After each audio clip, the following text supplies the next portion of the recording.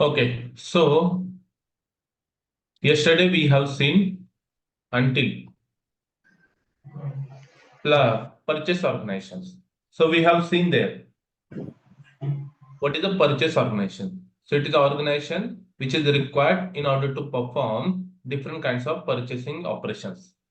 Okay, so purchase organization is an organization unit. Okay, which is responsible for all kind of purchase related activities, which is responsible for procurement of material, services, negotiating terms and condition with the services. Okay, which taking care of all purchasing activities. There are three types of purchase organizations are available.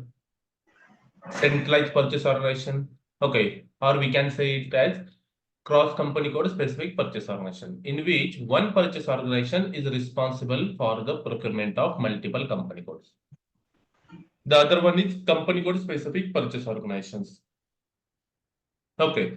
So in which one purchase organization is responsible for the procurement of only one company code.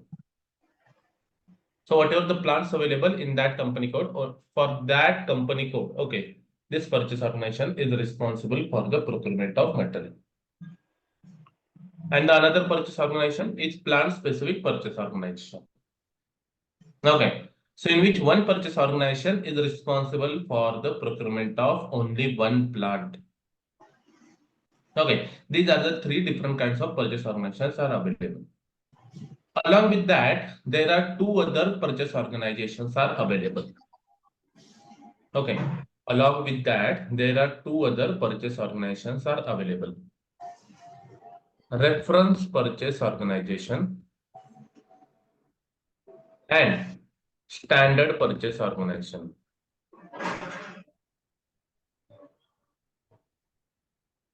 Okay. Now see, in order to configure reference or standard purchase organization, there is no need to create a new entity. ठीक आहे. या purchase organisation म्हणजे काय आहे की आपल्याला फक्त ज्या एक्झिस्टिंग पर्चेस ऑर्गनायझेशन आहेत त्यांच्यामध्येच फक्त असाइनमेंट करावी लागते. Okay. Now what do you mean by the reference purchase organisation. First आपण हे चेक करू की रेफरन्स पर्चेस ऑर्गनायझेशन म्हणजे काय.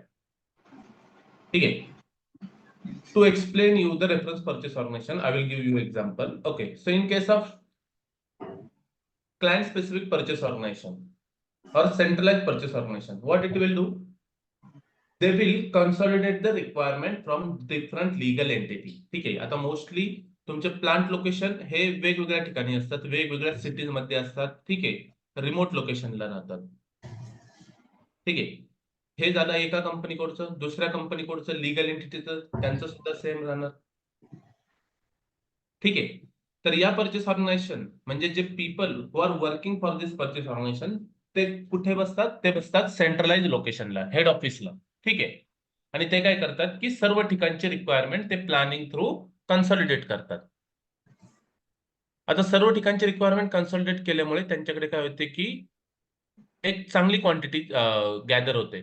Based on that what they can do, they can negotiate better terms and condition with the vendor in order to get a higher discount.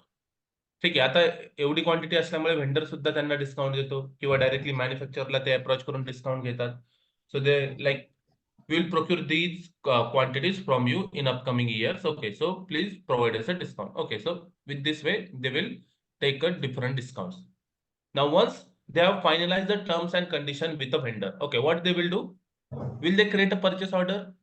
Because I don't need this material immediately. This is for my upcoming years. So in that case, just to confirm terms and condition which they have discussed with the vendor, whatever terms they are agreed on, okay, just to confirm that, they will create one contract. ठीक आहे. Contract म्हणजे काय, एक legal document राहतं ज्याच्यामध्ये तुम्ही एक period mention करता आणि मटेरियल मेन्शन करता with their quantity and the price at which you are going to procure this material from him or from that vendor. ठीक आहे. बट ते ऍक्च्युअल तुमचं पर्चेसिंग डॉक्युमेंट नाहीये. Even though we have created a contract, actually vendor will not send any material against that contract. So for that you need to create a purchase order. Then and then only vendor will send that material. ठीक आहे. आता हे centralise लेवलला त्यांनी contract create केलं. ठीक आहे. But day-to-day requirement will be fulfilled by the plant specific or company code specific purchase organization. ठीक आहे. आता हे सेंट्रलाइज लेवलला बसतात, त्यांना डेली त्या प्लांटमध्ये जे की वेगवेगळ्या लोकेशनला सिच्युएटेड आहे, त्यांच्यामध्ये काय मटेरियलची रिक्वायरमेंट आहे, किती क्वांटिटीची आहे, कधी डिलिव्हरी पाहिजे, या गोष्टी तर माहीत पडणार नाही, कारण ते खूप मोठ्या एरिया टेक ओव्हर करत असतात. प्रत्येक एरियाची स्मॉल स्मॉल डिटेलिंग त्यांच्याकडे नसते.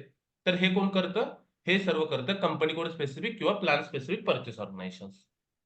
ठीक आहे, कारण त्यांना त्या लेवलची, त्या एरियाची किंवा त्या प्लांटची exact requirement with exact date ह्या सर्व डिटेल्स अवेलेबल असतात. तर आता त्यांना सेम मटेरियल प्रोक्यूर करायचे, ज्याचं कॉन्ट्रॅक्ट सेंट्रलाइज पर्चेस ऑर्गनायझेशनने क्रिएट केलेलं आहे. तर त्या केसमध्ये ते काय करतील? पर्चेस ऑर्डर क्रिएट करतील. But while creation of purchase order, okay, they need to give the reference of the contract created by centralized purchase organization. ठीक आहे, आता ते जे मटेरियल प्रोक्यूर करत आहे त्याचं ऑलरेडी कॉन्ट्रॅक्ट क्रिएटेड आहे, ज्याच्यावर तुम्हाला हाय डिस्काउंट भेटलाय, तर obviously you need to avail that discount. ठीक आहे, तुम्हाला तो डिस्काउंट अवेल करायचा आहे. तर ज्यावेळेस तुम्ही त्या व्हेंडरला पर्चेस ऑर्डर क्रिएट करतात, ठीक आहे, त्या पर्चेस ऑर्डर मध्ये तुम्ही रेफरन्स देताल की with reference to this contract, okay, we need to procure these material for this plant. Okay, you will mention all this detail in purchase order. But when you enter this detail, system will throw you an error. Because in this case, the contract is created by centralized purchase organization and purchase order is going to be processed by the company code specific or plant specific purchase organization. तर system काय error देईल? The contract is not created by you, म्हणजे त्या company code specific किंवा plant specific purchase ऑर्गनायझेशनने ज्या कॉन्ट्रॅक्टचा तुम्ही reference घेतात, ते कॉन्ट्रॅक्ट तुम्ही क्रिएट केले नाहीये, तुमच्या पर्चेस ऑर्गनायझेशनने क्रिएट केलेलं नाही. तर त्या केसमध्ये in order to avail this discount or avail the terms and condition maintained by the centralized purchase organization, we need to assign this centralized purchase organization as a reference purchase organization to the company code or plant specific purchase organization, so that terms and condition created by this centralized purchase organization can be used by these two purchase organization. ठीक आहे, म्हणजे centralise purchase ऑर्गनायझेशनने जे काही contract created केलेलं आहे, जे काही price discuss केलेली आहे, त्या प्राइसचा आपण काय करू शकतो? बेनिफिट घेऊ शकतो. कधी? जर ही purchase organisation, centralise purchase organisation, या दोन्ही पर्चेस ऑर्गनायझेशनला as a reference purchase organisation म्हणून असाइन असेल. Reference, as a name suggest, we can able to take a reference of the data created by that reference purchase organisation. ठीक आहे, तर या केसमध्ये मी नवीन पर्चेस ऑर्गनायझेशन क्रिएट केली का? नाही. जी ऑलरेडी अवेलेबल पर्चेस ऑर्गनायझेशन आहे त्याच्यामध्येच मी असाइनमेंट केली. ठीक आहे, so I will just explain you with the flow chart. See here.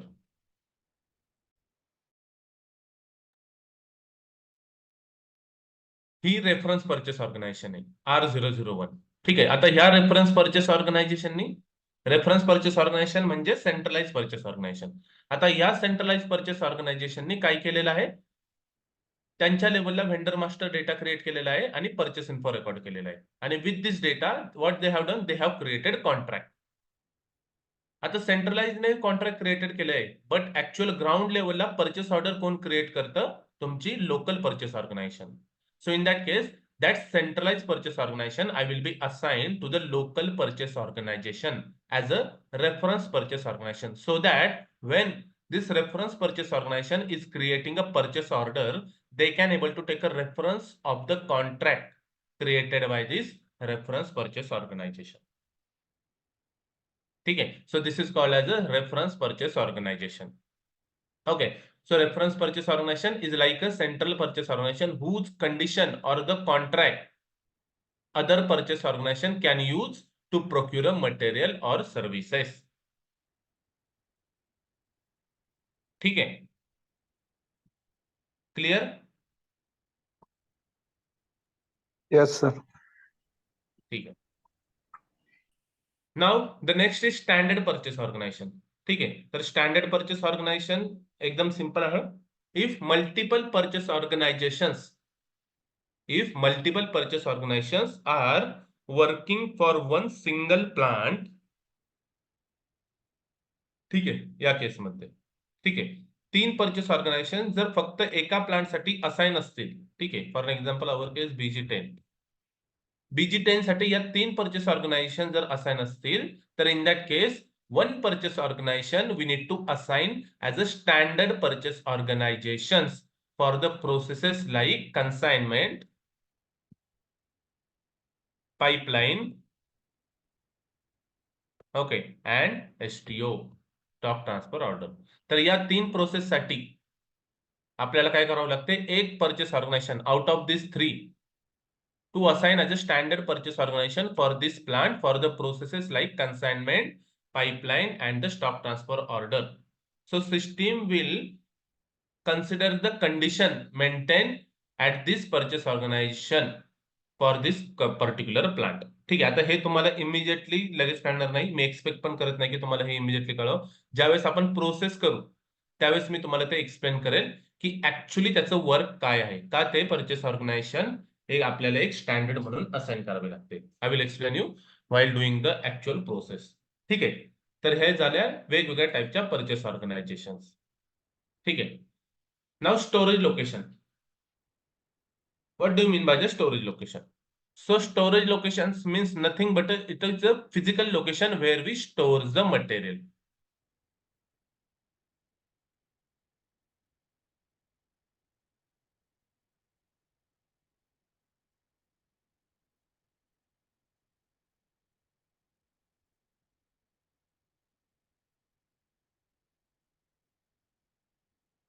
Okay. So physical location where we store material. Storage location means what? It is nothing but a physical location where we store the material. ठीक आहे. आता एखाद्या organisation मध्ये वेगवेगळ्या टाईपचे storage location असतात. Storage location म्हणजे वेगवेगळ्या प्लेसेस असतात जिथे आपण वेगवेगळ्या प्रकारचं मटेरियल हे स्टोअर करतो, स्टॉक करतो. Okay, so this storage location will allow the differentiation of the stock. हे लोकेशन काय करतं, आपल्याला अलाउ करतं की आपण वेगवेगळ्या प्रकारच्या स्टॉक मध्ये डिफरन्शिएट करू शकू. For an example, raw material.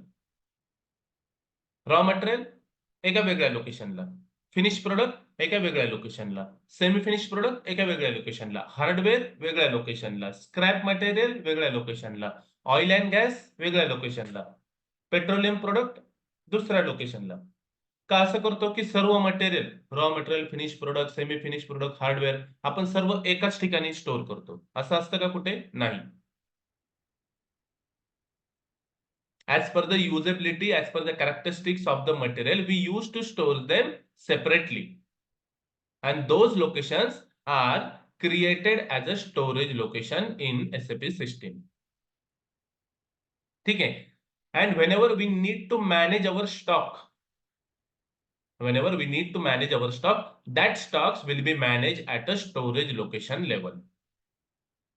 ठीक आहे, जर आपल्याला कोणत्याही प्लांट मध्ये स्टॉक हा स्टोअर करायचा आहे, ठीक आहे, एखादं मटेरियल हे स्टोअर करायचं आहे, कोणतंही मटेरियल असू द्या, whether it is a hardware material, whether it is a stationery material, whether it is a raw material, finish product, any kind of material. If you want to store this material in a stock, in that case, you need to have at least one storage location created for that plant. Without storage location, you will not able to store this material in a plant.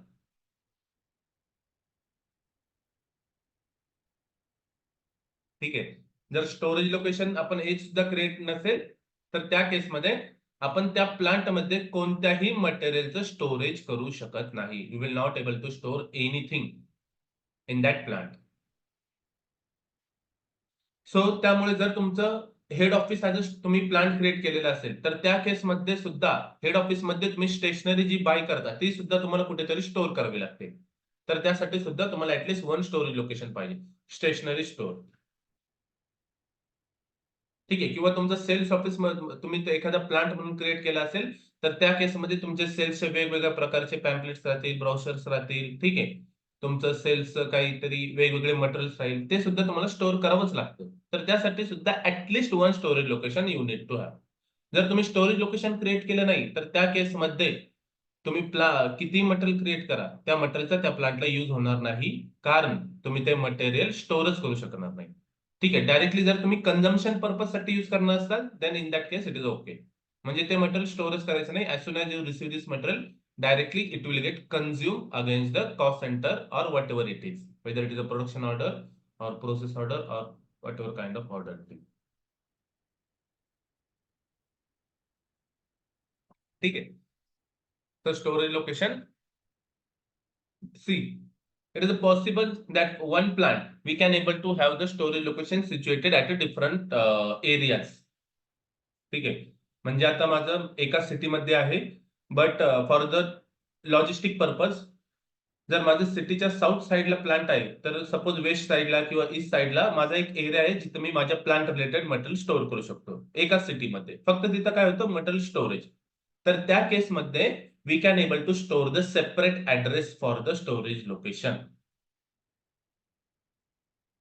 ठीक आहे. We can able to store the separate address for the storage location. It is possible to set separate address for a different storage location. One plant can have the n number of storage location as per your requirement.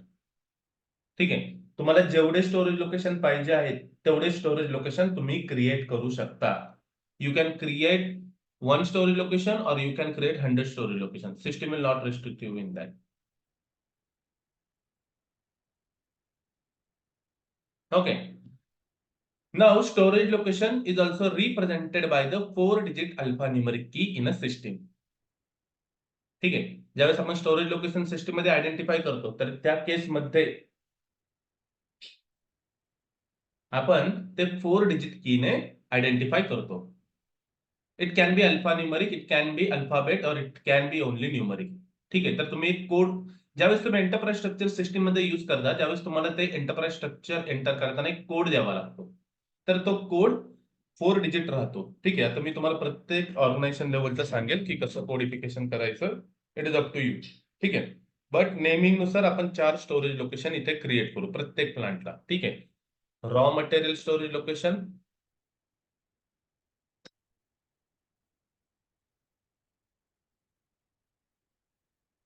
ठीक आहे.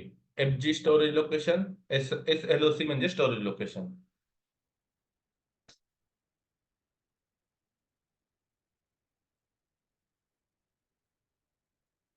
ठीक आहे. एसएफजी किंवा scrap S location. ठीक आहे. आणि same storage location, ठीक आहे, माझे सर्व प्लांट मध्ये असू शकतात. ठीक आहे. कारण प्रत्येक प्लांट मध्ये मला रॉ मटेरियल साठी वेगळा एरिया असतो, माझ्या फिनिश प्रोडक्ट साठी वेगळा एरिया असतो. त्यामुळे काय केलं मी, सेम स्टोरेज लोकेशन मी सर्व प्लांट मध्ये क्रिएट केलेलं आहे. If you want you can create a different storage location as well. ठीक आहे. आता इथं मी काय केलेलं आहे, मटेरियल आयडेंटिफिकेशन वर स्टोरेज लोकेशन केलेलं आहे. म्हणजे वेगवेगळ्या मटेरियल नुसार मी वेगवेगळे स्टोरेज लोकेशन आहे. बट ऍक्च्युअल मध्ये त्या प्लांट मध्ये तुम्ही ते एरियाज त्यांच्या ऍड्रेसवर सुद्धा आयडेंटिफाय करू शकतात. ठीक आहे. फॉर एन एक्झाम्पल, एक बिल्डिंग आहे. ठीक आहे. तर त्या बिल्डिंगला तुम्ही काहीतरी नाव दिलेलं आहे, बिल्डिंग 1, बिल्डिंग 2. ठीक आहे. तर तुम्ही इथे असं सुद्धा लिहू शकता की बिल्डिंग 1, बिल्डिंग 1 फ्लोर 1. ठीक आहे. किंवा असंही लिहू शकता तुम्ही गेट 1 स्टोरेज लोकेशन. ठीक आहे. म्हणजे गेट वर जवळ जो एरिया आहे तिथलं स्टोरेज लोकेशन. ठीक आहे. किंवा तुम्ही असं लिहू शकता डिस्पॅच गेट स्टोरेज लोकेशन. तर असंही based on the identification of that area, based on that also you can able to create a storage location. ठीक आहे. बेसिकली स्टोरेज लोकेशन क्रिएट करताना ते क्लायंट जे की ही सिस्टीम यूज करणार आहे ते कसे आयडेंटिफाय करणार आहेत त्याच्यावर आपल्याला याचं नेमिंग कन्व्हेन्शन द्यावं लागतं. How they want to identify their storage location in a system. आता रॉ मटेरियल ते मल्टिपल लोकेशनला स्टोअर करत असतील, एकाच ठिकाणी थोडी ते स्टोअर करतात, वेगवेगळ्या ठिकाणी स्टोअर केलेलं आहे वेगवेगळ्या मटेरियलसाठी. तर त्या केसमध्ये मी असं नाही करू शकत raw material storage location 1, raw material storage location 2, raw material storage location 3. They will get confuse. 1 कुठे आहे, 2 कुठे आहे, 3 कुठे आहे. तर त्या केसमध्ये आपण त्याला एक आयडेंटिफिकेशन मार्क देऊ शकतो. ठीक आहे. Raw material storage location near to gate area. ठीक आहे. और material gate area, raw material storage location nearer to production area, raw material storage location nearer to the machine area, whatever it is. तर असे सुद्धा storage लोकेशनचं नाव आपण देऊ शकतो आणि हे नेमिंग कन्व्हेन्शन हे प्रत्येक प्लांटसाठी सेम असतील किंवा वेगवेगळे असतील. It is depend upon the actual मध्ये जे असेल त्याच्यावर आपण ते देतो. ठीक आहे. फॉर एन एक्झाम्पल आता इथे मी तुम्हाला दाखवतो एक केडीएस जे आम्ही एका क्लायंटसाठी क्रिएट केलं होतं. तर त्यांनी त्यांच्या एरिया वाईज त्यांच्या आयडेंटिफिकेशन वाईज ते स्टोरेज लोकेशन क्रिएट केलेले. ठीक आहे. If you can check here, these are the storage location they have created. ठीक आहे. RMGD म्हणजे raw material godown, RMG raw material गली एंट्री, रॉ मटेरियल गली right, raw material left ground. ठीक आहे. Lift first, raw material godown lift second. ठीक आहे. म्हणजे लिफ्ट जवळचा जो एरिया, रॉ मटेरियल गोडाऊनचा लिफ्ट जवळचा जो सेकंड एरिया. ठीक आहे.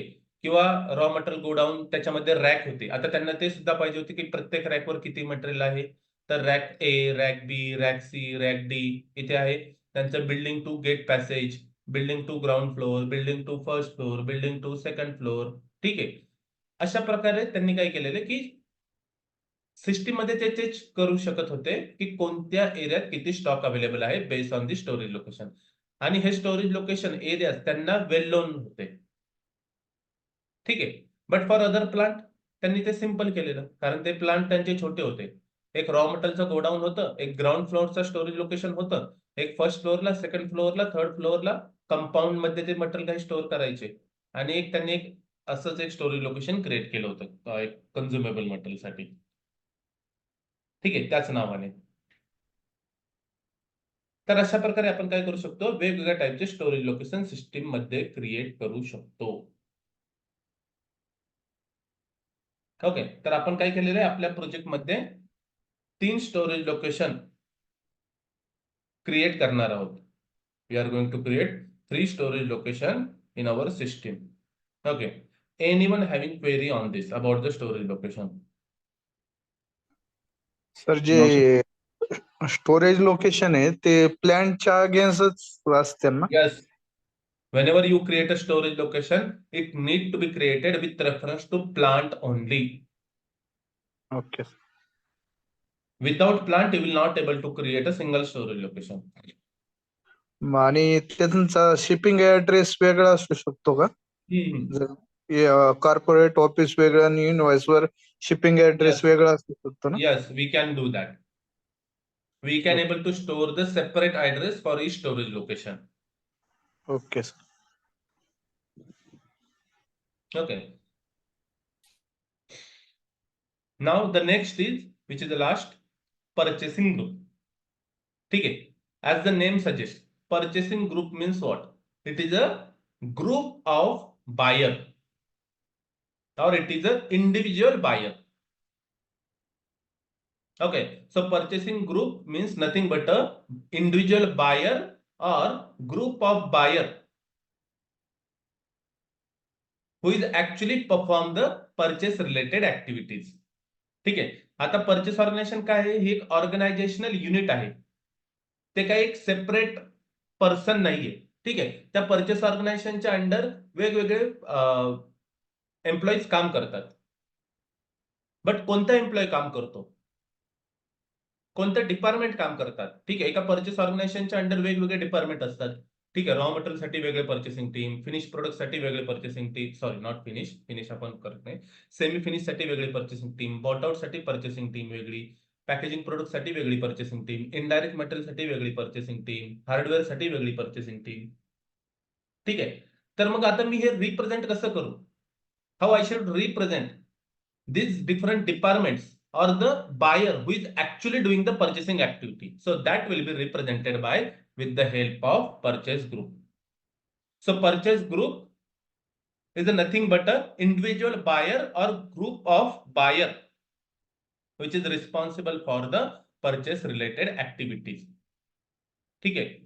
तर आपण सिस्टीम मध्ये परचेस ग्रुप हा एक वेगळा बायर साठी सुद्धा एक क्रिएट करू शकतो किंवा ग्रुप ऑफ बायर साठी सुद्धा एक क्रिएट करू शकतो. फॉर एन एक्झाम्पल 4 परचेसर आहेत, ते फक्त रॉ मटेरियलचं प्रोक्युरमेंट करतात. तर त्या केसमध्ये आपण ते 4 वेगवेगळे पर्सन आहे त्यांच्यासाठी वेगवेगळा परचेस ग्रुप क्रिएट करू शकतो त्यांच्या नावानुसार, किंवा त्या 4 पर्सनचा मिळून एकच परचेस ग्रुप करू शकतो based on a commodity for which they are doing the procurement. ठीक आहे, म्हणजे रॉ मटेरियल परचेस ग्रुप.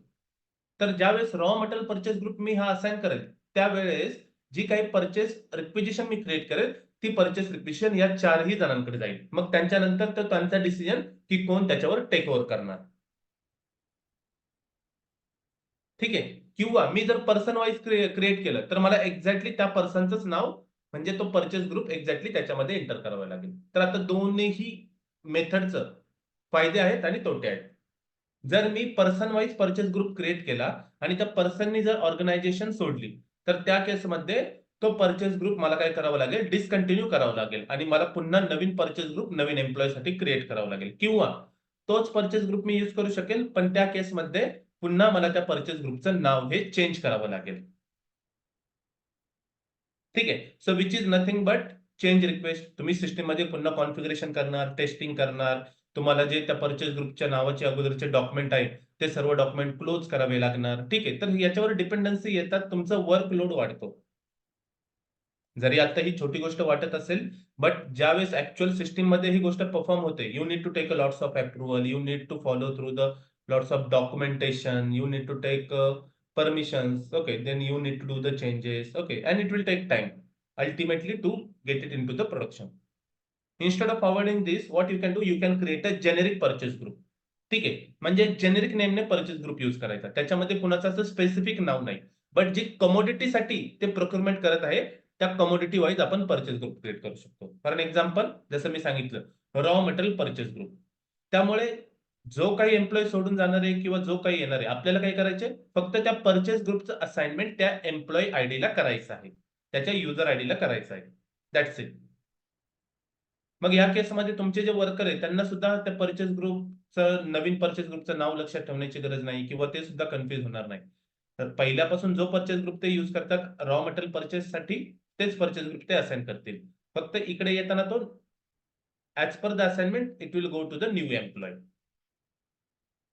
ठीक आहे, so purchase group means nothing but buyer, individual buyer और group of buyer.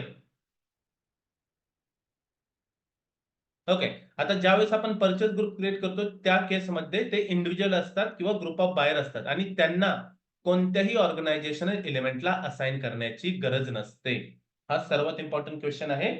इंटरव्ह्यूअर may ask you at which level we do the purchase group assignment. ठीक आहे, so the answer is we don't need assignment of the purchase group. We don't need any assignment of the purchase group. Purchase group created at a client level and it doesn't need any assignment. हेच कधी लक्षात ठेवा. हा question मी तुम्हाला खूप वेळा विचारणार आहे. ठीक आहे, की at which level we assign purchase group. So answer should be we don't need assignment of purchase group. It created at a client level. ठीक आहे, त्यामुळे ज्यावेळेस आपण परचेस ग्रुप क्रिएट करतो, मला सिस्टमला ते सांगण्याची गरज नाहीये की ते ह्या परचेस ऑर्गनायझेशनला असाइन आहे किंवा ते XYZ परचेस ऑर्गनायझेशनला असाइन आहे किंवा ते पर्टिक्युलर प्लांटला असाइन आहेत. ठीक आहे, आपण त्याचा control directly employee ID through किंवा युजर आयडी थ्रू करू शकतो, की एका पर्टिक्युलर युजरलाच आपण त्या परचेस ग्रुपचं ऑथरायझेशन देऊ शकतो, so that he can use only that purchase group, not other.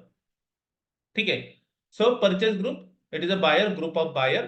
It is internally responsible for the procurement of material and services. ठीक आहे, तो एक मेन चॅनल आहे जो की आपल्या व्हेंडर बरोबर डील करतो. तो म्हणजे तो काय आहे, परचेस ग्रुप हा एक पॉइंट ऑफ कॉन्टॅक्ट आहे ज्यावेळेस आपण आपल्या व्हेंडर बरोबर डील करतो. ठीक आहे, तर मेनली परचेसिंग ग्रुपचं काम काय आहे, रिपोर्टिंग पर्पजला, की मला चेक करायचे की किती परचेस म्हणजे त्या एम्प्लॉयने किती परचेस ऑर्डर क्रिएट केलेले आहे किंवा त्यांच्या डिपार्टमेंटने किती परचेस ऑर्डर क्रिएट केलेले आहेत, त्यांचं स्पेंड अनालिसिस काय आहे, त्यांच्या किती डिलिव्हरी पेंडिंग आहे, त्यांचे किती इनव्हॉइसेस पेंडिंग आहे. तर हे जर मी रिपोर्टिंग थ्रू मला पाहिजे असेल तर मी काय देतो, परचेस ग्रुप हा एक one of the input parameter देतो. See, there are lots of input parameter based on which we can take the reporting. Okay, but out of that purchase group is one of the parameter which is used for the reporting purpose. Also, it is a use for the approval process. ठीक आहे, आता approval process म्हणजे release strategy. ठीक आहे. आता release strategy मध्ये सुद्धा मी purchase group use करू शकतो. म्हणजे जर त्या पर्टिक्युलर परचेस ग्रुपने पीओ क्रिएट केली तर ती एका पर्टिक्युलर एचओडी कडे जायला पाहिजे. म्हणजे रॉ मटेरियलच्या परचेस ग्रुपने जर पीओ क्रिएट केली तर ती रॉ मटेरियलचा एचओडी जो आहे त्याच्याकडेच ते अप्रुव्हलला जाईल. ठीक आहे. जर एखाद्या सर्व्हिसेसच्या परचेस ग्रुपने परचेस ऑर्डर क्रिएट केली तर ती तुमच्या मेंटेनन्स हेडकडेच गेली पाहिजे. तर अशा प्रकारचं कंट्रोल सुद्धा आपण परचेसिंग ग्रुपवर करू शकतो. ठीक आहे. So in our project, we will go with a generic purchase group and we need not to create a multiple purchase group. Okay. आपल्याला प्रत्येक प्लान साठी वेगळे परचेस ग्रुप क्रिएट करण्याची गरज नाहीये. आपण एकच परचेस ग्रुप क्रिएट करू. ठीक आहे. For an example raw material RM purchase group.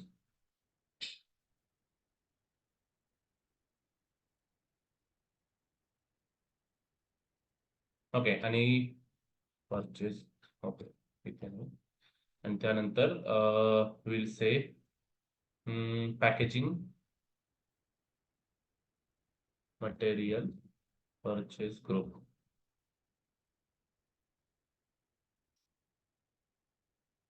Okay.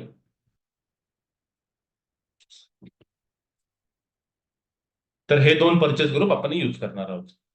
तर हे झालं आपलं ऑर्गनायझेशन स्ट्रक्चर रेडी. आता आपण काय केलेलं आहे हे डिस्कस केलेलं आहे. ठीक आहे की हे ऑर्गनायझेशन स्ट्रक्चर तुमचं एसएपी सिस्टीम मध्ये राहील.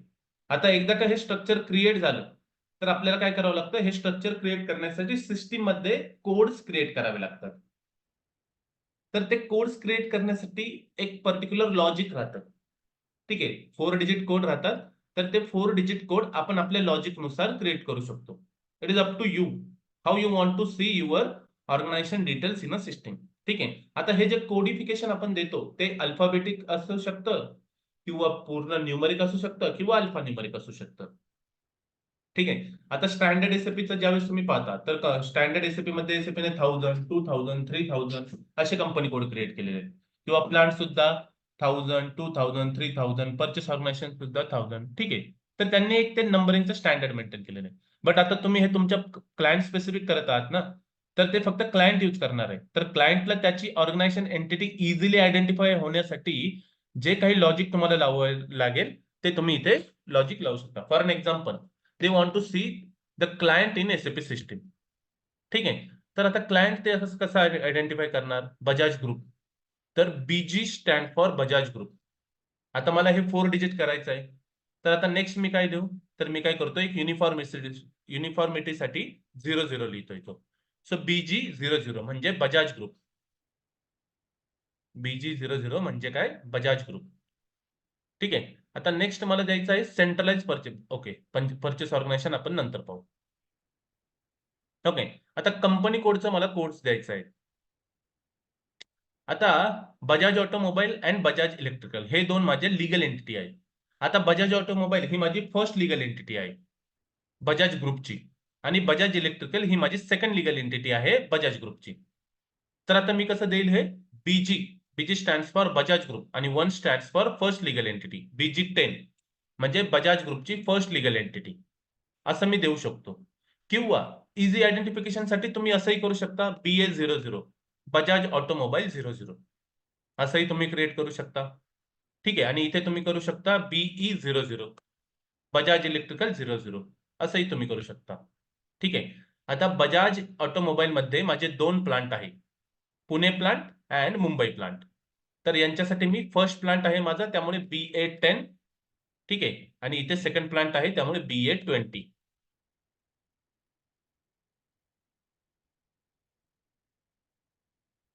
ओके. हे 2 प्लांट झाले माझे. ठीक आहे. आता बजाज इलेक्ट्रिकल साठी सुद्धा माझे 2 प्लांट आहेत. So in that case BE 10 first plant आणि BE 10 20 सॉरी सेकंड प्लांट. तर हे असे कोड्स मी दिलेले आहेत. सी आता मी इथे अल्फा न्यूमरिक केलेलं आहे. जर तुम्ही करत असाल तर तुम्ही फक्त न्यूमरिक सुद्धा करू शकता. फॉर एन एक्झाम्पल इथे तुम्ही 1000 असे लिहिताल. ठीक आहे. आता 1000 हे माझे बजाज ऑटोमोबाईलची कंपनी कोड. ठीक आहे. आणि त्याच्यामधला माझा जर प्लांट करायचा असेल तर मी करू शकेल 1100. ठीक आहे. 1200. याच्यामध्ये 2000 करून इथं 2100 2200 it is up to you. ठीक आहे, पण मी आता हे यूज करू शकणार नाही कारण ऑलरेडी या कोडने एंटिटी सिस्टीम मध्ये क्रिएटेड आहे. एकदा का तो कोड तुम्ही सिस्टीम मध्ये यूज केला तर सेम कोडने तुम्ही पुन्हा काहीही क्रिएट करू शकत नाही फॉर दॅट पर्टिक्युलर एंटिटी. ठीक आहे, for that particular entity. Okay, नाव आता हे आपलं storage location plant company code and ग्रुपचं क्रिएट झालं. आता परचेस ऑर्गनायझेशनचे कोड. आता परचेस ऑर्गनायझेशन मला सिस्टीम मध्ये दाखवायचे. I want to show that okay Bajaj group purchase organisation. Okay, then in that case I can use same code as well. ठीक आहे, को रिलेट करतं ना. मी जर BG00 परचेस ऑर्गनायझेशन यूज केलं तर मी तो कोड पाहूनच मला लगेच कळेल. Okay, so BG00 okay it means it is a Bajaj group purchase organisation. Now here I can able to use the same code which I have used for the Bajaj Group client. म्हणजे Bajaj group client साठी जो code मी इथे use केला same code मी इथे use करू शकतो. कारण का?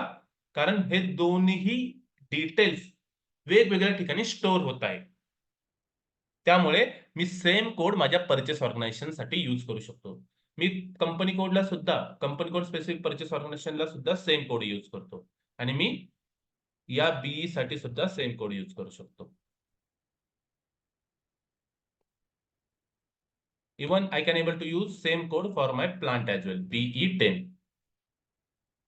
ठीक आहे, जर आता मी ही परचेस ऑर्गनायझेशन पाहिली तर मला लगेच कळून जाईल की BE10 this purchase organisation okay this is responsible for the not BE sorry BA. हे BA10 प्लांट साठी आहे. ठीक आहे, इझिली आयडेंटिफिकेशन होतं ना, मला जास्त कन्फ्युजन होत नाहीये. ठीक आहे. Now here we need to give the codes for our storage location. Now this storage location code, as I told you, it is a 4-digit alphanumeric code. You can give alphabet, you can give the numeric. ठीक आहे, तर मी आता काय करतो alphabet देतो RM00, FG00 and SR00 scrap 00. आता ज्यावेळेस तुम्ही स्टोरेज लोकेशन क्रिएट करता त्यावेळेस तुम्हाला ते प्लांटच्या अगेन्स्ट क्रिएट करावं लागतं. त्यामुळे सेम कोडने तुम्ही स्टोरेज लोकेशन दुसऱ्या प्लांट साठी सुद्धा क्रिएट करू शकता. You can able to use the same code in another plant. Why? Because whenever you create a storage location, that will be created with reference to the plant only. So in that case, okay, your plant and storage location combination should be the unique. म्हणजे तुमचं BA10 RM00 हे combination काय पाहिजे? Unique पाहिजे. आता या केसमध्ये जर मी सेम कोडने स्टोरेज लोकेशन क्रिएट करत असेल माझ्या BA20 प्लांट मध्ये, ठीक आहे, तर ते युनिक कॉम्बिनेशन बनेल. अगोदरचं जे कॉम्बिनेशन होतं ते BA10 RM00 होतं. आत्ताचं जे कॉम्बिनेशन आहे ते BA20 RM00. तर हे वेगवेगळे युनिक कॉम्बिनेशन्स आहेत. तो सिस्टीम मला ते काय करेल? अलाउ करेल. If you want to have same codes in all the plant for storage location, you can have that. If you want to have the different, then also you can have that. It is up to you how you want to see your storage location in a system. Okay. Now purchase group, it is a 3-digit key. So I can say here like 801 8 किंवा मी हे करतो BG1 and BG2. Bajaj Group's first purchase organization, second purchase organization. It is a 3-digit key.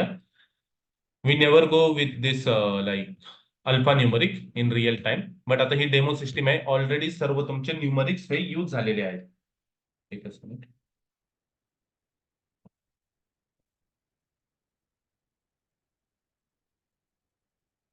Give me 1 minute only.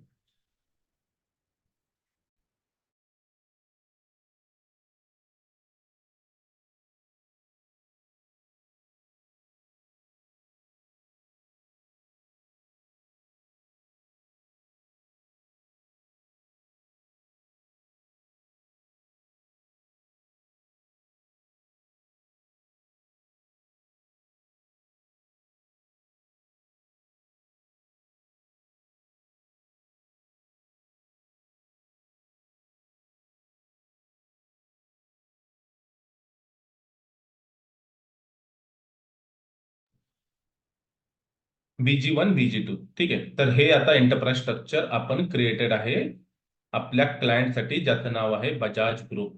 Okay, so let me okay वाईट दिस.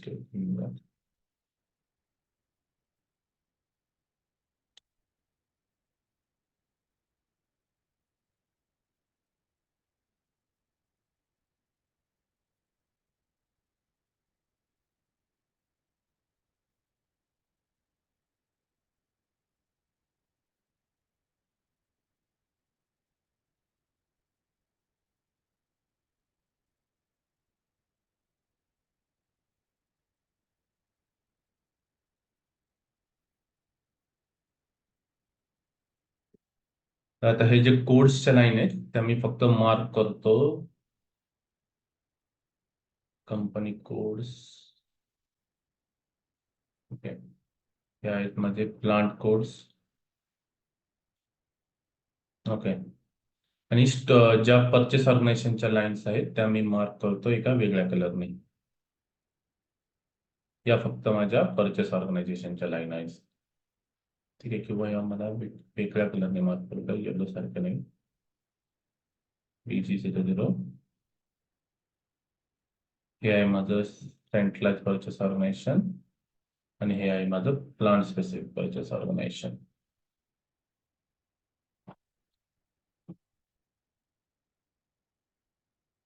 ठीक आहे, तर अशा प्रकारे आपलं ऑर्गनायझेशन स्ट्रक्चर हे रेडी झालेलं आहे. आता एकदा का हे सर्व मी डिस्कस केलं, हे मी काय करणार, I will hand over this organisation structure. ठीक आहे, असं करत नाही आपण एक्सेल मध्ये. आपण एक पॉवर पॉईंट पीपीटी प्रेझेंटेशन करतो आणि त्याच्यावर त्यांना प्रेझेंटेशन देतो की ही तुमची लिगल एंटिटी राहील, हे तुमचे प्लांट्स राहतील, असं आम्ही तुम्हाला सजेस्ट करत आहोत. So please go through it and give us a sign off. मग आपण त्यांच्याकडून काय करतो, त्याचं प्रिंट घेऊन त्याच्यावर साइन ऑफ घेतो. जर त्यांनी साइन ऑफ दिलं तरच आपण पुढे काय करतो, नेक्स्ट त्याचं कॉन्फिगरेशन हे स्टार्ट करतो. ठीक आहे, नाव we have done with the SAP MM organisation structure. Anyone having any clarity, query, any understanding? ठीक आहे, काही इश्यू याच्यावर before starting this into the system?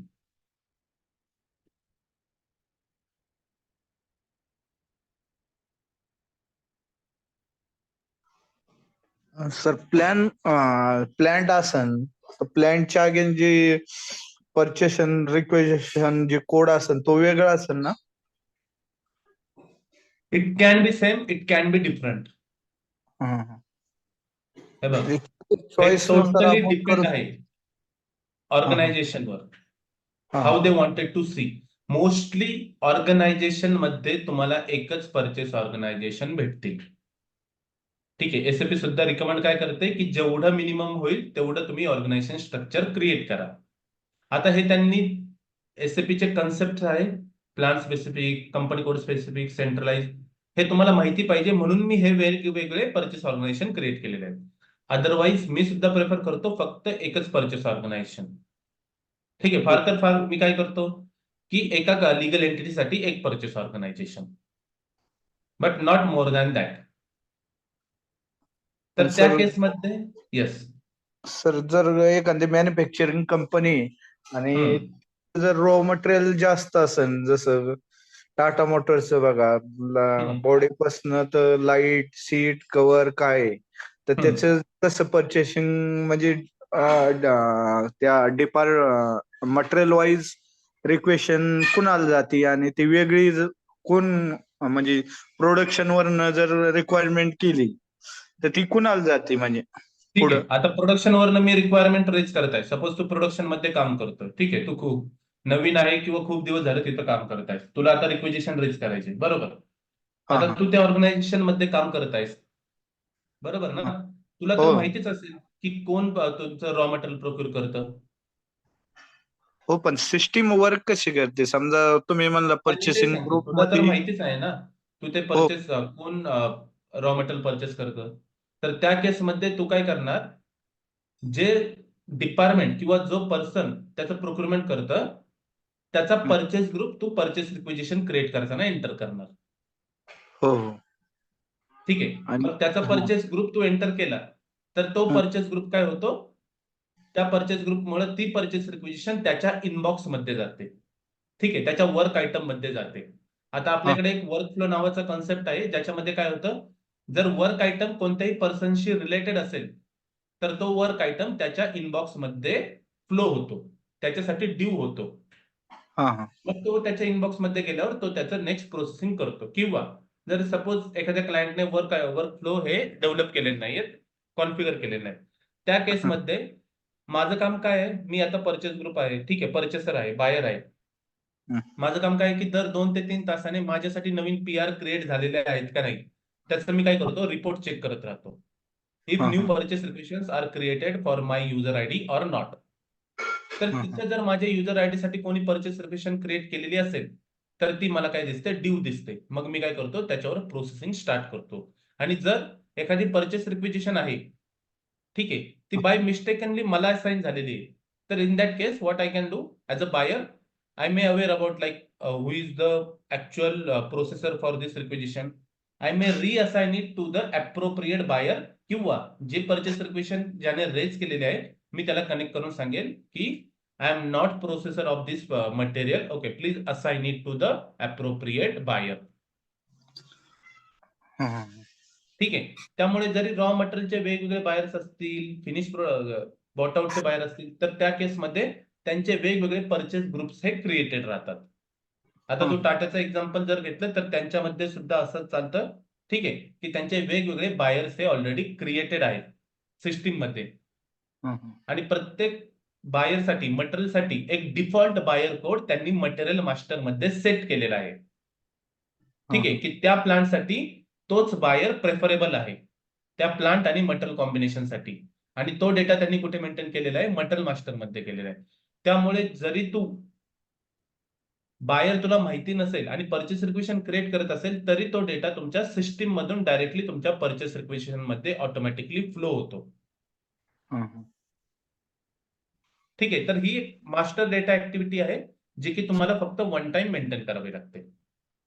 आणि दुसरा क्वेश्चन असा होता सर, समजा जर रिक्वेस्ट प्रोडक्शन वर टाकली आणि त्याच्यात काही एरर असन किंवा इन्व्हेंटरी हाय लेवलची असन, जर क्वांटिटी जास्त असन, तर त्यासाठी काय अप्रुव्हल घ्यावं लागतं का HOD किंवा काय, ती जाते का Yes, ते?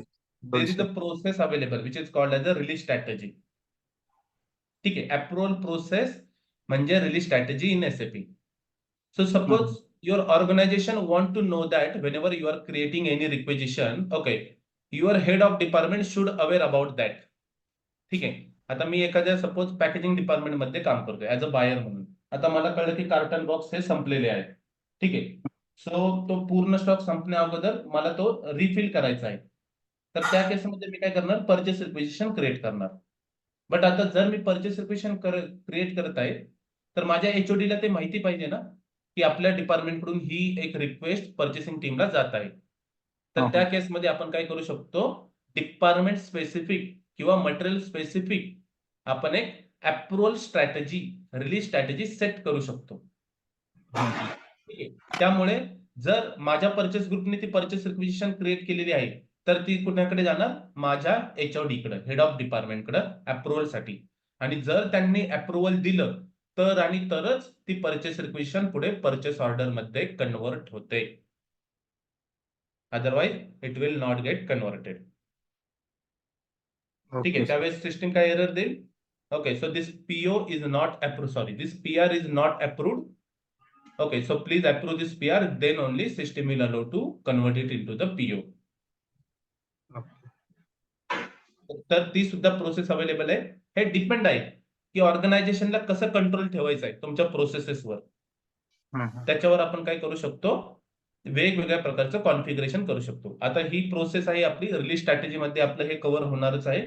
आपण PR ची रिलीज स्ट्रॅटेजी आणि PO ची रिलीज स्ट्रॅटेजी या दोन्ही गोष्टी बघणार आहोत की कसं रिलीज स्ट्रॅटेजी सिस्टीम मध्ये सेट करतात. Okay sir. Other query?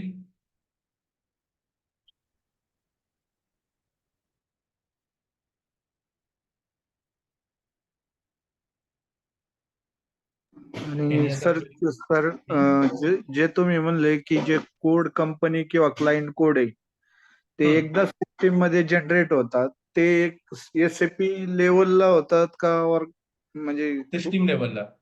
System लेवलला. येस. हो. म्हणजे या सिस्टीम मध्ये टाटा मोटर्सची बजाज ग्रुपची सिस्टीम आहे, बरोबर. हा. तर तुम्ही जे कोड क्रिएट करतात ते हा. फक्त बजाज ग्रुपच्या सिस्टीम मध्येच क्रिएट करतात. आणि जर तुम्ही टाटाची सिस्टीम पाहिली तर त्या केसमध्ये त्यांच्यामध्ये ते कोड्स वेगळे असतील. तर ते client specific, system specific codes असतात.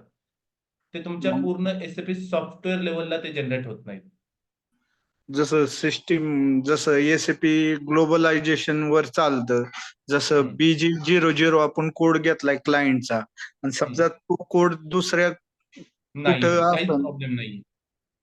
तुम्ही तो घेतात. BG00 दुसऱ्या क्लायंट मध्ये युज करू शकता. कारण हे बघ, तुझा जो डेटा स्टोअर होणार आहे, तुझ्या बजाजच्या डेटाबेसवर स्टोअर होणार आहे ना.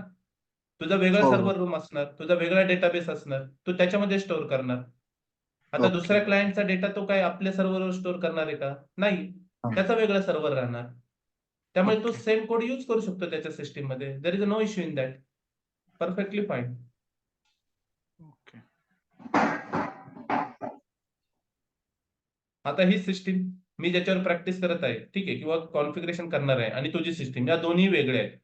तर तू त्याच्यामध्ये सुद्धा BG00 नावाने करू शकतो आणि मी सुद्धा माझ्या सिस्टीम मध्ये ती एंट्री करू शकतो. कारण का, या सिस्टीमचा जो डेटा स्टोअर होणार आहे, ठीक आहे, या सिस्टीमचा जो डेटा स्टोअर होणार आहे त्याचा डेटाबेस ऍड्रेस हा वेगळा आहे.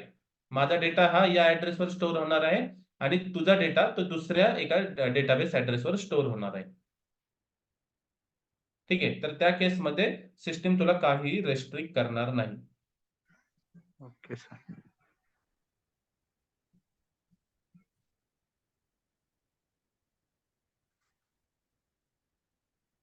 Okay. Okay sir. Okay, so yes, we'll stop here. ठीक है. I'm having meeting. Okay, so tomorrow there will be no session as I need to go office. We will be having session on Thursday. Okay, at same time. Okay sir. From that day, okay, we'll start the actual configuration in a system. ठीक आहे. तोपर्यंत तुम्हाला books share केलेले आहेत का? नाही sir. नाही का? ठीक आहे. मी सुप्रियाशी बोलून घेतो. तुम्हाला ती बुक उद्या शेअर करेल. माइट बी आता ऑफिस बंद झालं असेल. उद्या ती तुम्हाला बुक शेअर करेल. उद्या तुम्ही ते बुक रेफर करा. थेरोटिकल पार्टसाठी. प्रॅक्टिकली कसं करणार आहे? आता आपण प्रॅक्टिकल चालू झालेलं आहे. ठीक आहे. ते हो आता सर. आपण सर्व पाहणार आहे.